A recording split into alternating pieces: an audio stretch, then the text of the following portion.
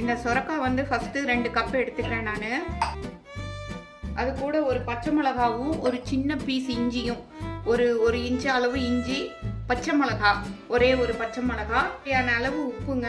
அதை வந்து நல்லா நைஸாக மிக்சியில் போட்டு அரைச்சி கொண்டு வந்துடலாங்க. இப்போ நம்ம நல்லா சொரக்காயை அரைச்சி கொண்டு வந்தாச்சு பாருங்க. இந்த பக்குவத்துக்கு நல்லா அரைச்சாச்சு சொரக்காயை.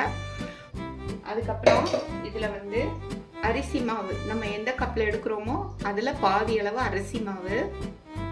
அதுக்கப்புறம் வெள்ளை ரவை, இது வந்து ஒரு கால்வாசி, எந்த கப்பில் சொரக்காய் அளக்குறோமோ அதில் வந்து ஒரு கால்வாசி அளவு வெள்ளை ரவை போட்டால் போதுங்க. அதில் நம்ம ஆஸ் யூஷுவல் ரவா தோசைக்கு போடுற மாதிரி மிளகு, பச்சை மிளகா போட்டுடலாம், கருவேப்பிலை போட்டுடலாம். அதுக்கப்புறம் இதில் வந்து நல்லெண்ணெயில் ஒரு ஸ்பூன் கடுகும் சீரகமும் போட்டு தாளிச்சிருக்கேன், அதையும் இதில் போட்டுடலாங்க. போட்டுட்டு கொஞ்சம் நல்லா தண்ணி ஊற்றிடலாம். தண்ணி ஊற்றிட்டு நல்லா இதை கலந்து விடலாங்க.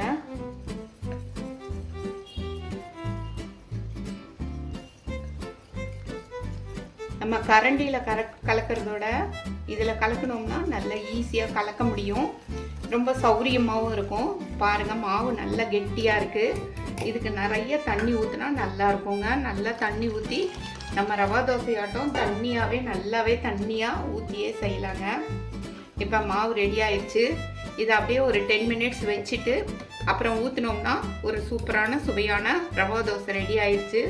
மேலே கொஞ்சம் கொத்தமல்லியும் போட்டுக்கலாம்.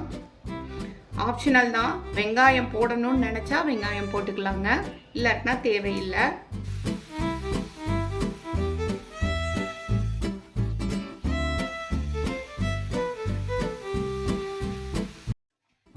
நல்லா சூப்பராக திருப்பி போட வருதுங்க பாருங்க. நல்லா ரோஸ்ட்டாக சூப்பராக சுவையாக நம்மளோட சொரக்காய் போட்ட ரவா தோசை வந்துடுச்சுங்க. அதுக்கு தொட்டுக்கிறதுக்கு பாருங்க எவ்வளோ எக்ஸலண்ட்டாக வந்திருக்குன்னு சொல்லிட்டு, அதுக்கு தொட்டுக்கிறதுக்கு ஒரு முள்ளங்கி சாம்பாருங்க. இதை எல்லாரும் செஞ்சு பார்த்து என்ஜாய் பண்ணுங்க. தேங்க்ஸ் ஃபார் வாட்சிங் அவர் கிராண்ட்மாஸ் கிச்சன். தேங்க்யூ.